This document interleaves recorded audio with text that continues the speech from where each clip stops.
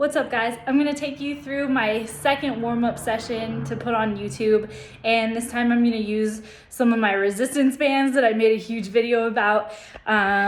Here we go. So I don't usually use this kind of setup, but just for where I wanted to film, it'd be way more convenient. So I actually just used some of my plates, stuck my barbell in it, and then wrapped my resistance band around it that I can use as an anchor. If you guys have any sort of low point or like D-ring or just structure that you can get around this height to wrap a band around and be able to put a whole bunch of weight on, then you're all set. All right, so the first one, and pardon this awesome angle shot, the first thing I'm gonna do is put my lightest resistance band around my foot. I'm gonna hook my arm underneath my knee, and then I'm gonna start pulling my toe back towards my chest, and then letting the weight pull my ankle forward. Just enough so the band isn't slipping off my foot, but I'm able to get that resistance to really get 90 degrees here. So I'll show you, I don't want it to slip off my foot, and then I'm really gonna pull that toe back towards my chest, try to hit that 90-degree angle. If you want, you can step up to a red band, but for now I'm just using 2 of the lighter bands, which probably equals to the red, but whatever. So now I've got my green band. I'm gonna put it right around the ankle joint. So I'm gonna take as big of a step out as I can, really getting the band tight. And then I'm just gonna get into a half kneeling position and start to drive my knee over my toes without letting my heel pop up.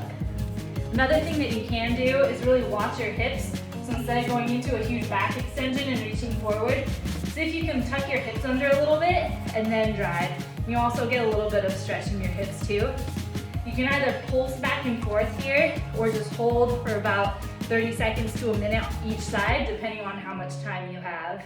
You can also use a kettlebell to put on your knee as you drive that knee over your toes, just for a little bit more resistance. This next one's one of my all-time favorites. I like to put this band, again, right up in the crotch area, and I'm just gonna scoot out to get a lot of resistance.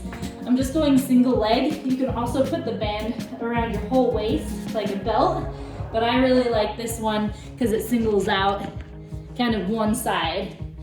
So once you get the band super tight, you're then gonna move your knees apart and just sink your hips back. So you can either sit in this position for 30 seconds to a minute, or really however long you want.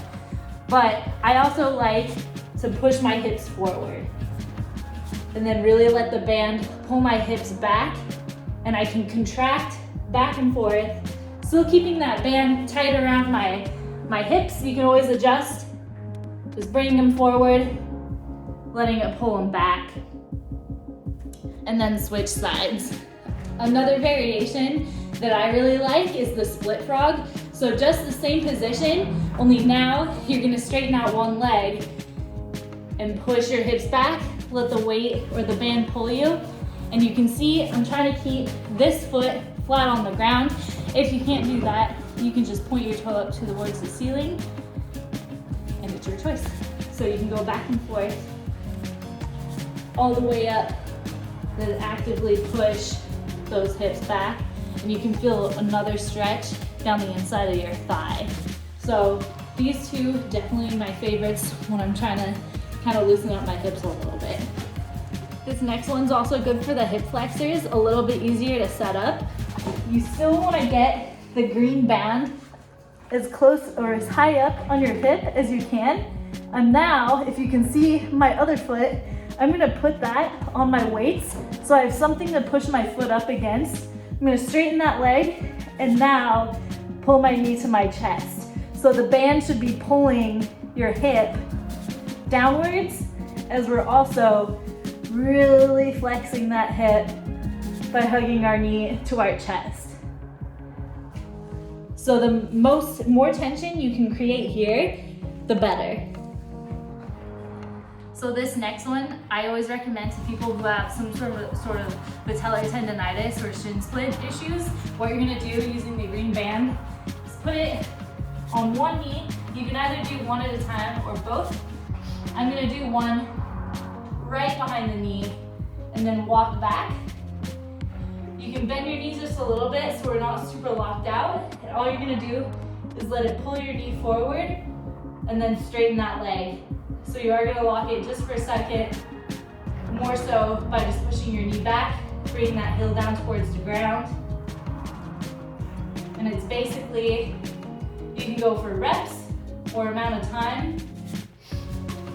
At first it doesn't feel like a lot, but it builds up fairly quickly.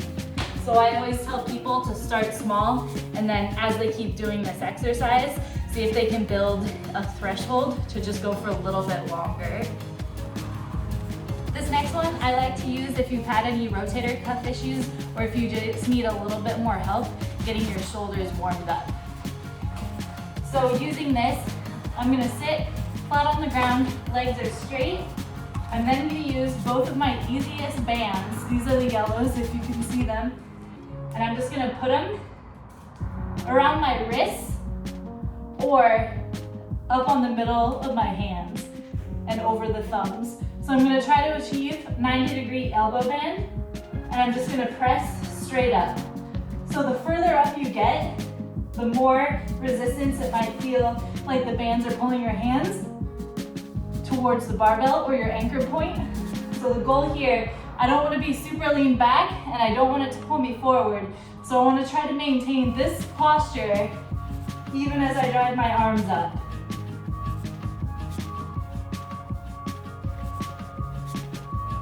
And you can do about 2 sets of 10 repetitions or go for 30 seconds to a minute. A minute's definitely gonna burn a little bit. And so this is the second part to that shoulder exercise where now the resistance is coming from a different direction. So instead of getting pulled forward, I don't wanna get pulled back. So I'm sitting square on the floor, just about, I'm halfway on my mat. I've got the bands in my hand, 90 degrees. I'm already feeling that pull backwards. So I'm bringing my elbows forward and where I want them to stay. And then I'm just gonna drive my hands up and down. So you don't have to bring them all the way down to your chest. We'll stop at 90, drive your hands up, bring them back down. You can also do this standing and move the anchor point to about midway. And your feet can give you a little bit better of a stable base. But you really don't need a lot for this one to feel the resistance. So that was my quick video on how to do some banded exercises from a made-up anchor point using resistance bands. See ya.